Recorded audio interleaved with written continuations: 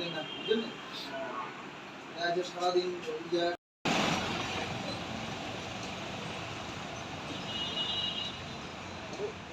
মাছ দিবে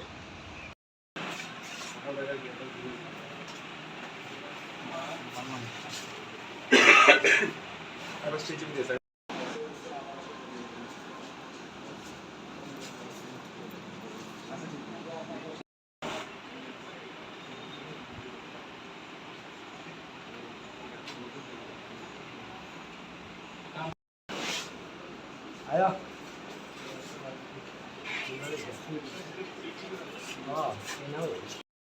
থানার দায়িত্ব মানে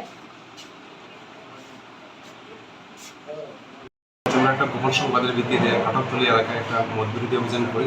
সেই অভিযানকালে ওমর শাহ নামে যে লোকের বাড়ির থেকে প্রায় 30 বোতল দেশীয় বাংলামদ এবং 30 বোতলের মতো ফরেন লিকার পাই এবং সে অবৈধভাবে বিক্রির উদ্দেশ্যেই বাড়ির মজুদ রেখেছিল। তাদের কাজে আমরা অ্যারেস্ট করে ধরে নিয়ে আসি এবং তার বিরুদ্ধে আমরা প্রয়োজনীয় ব্যবস্থা গ্রহণ করছি। কত টাকা আনুমানিক? 10,000 টাকার মতো।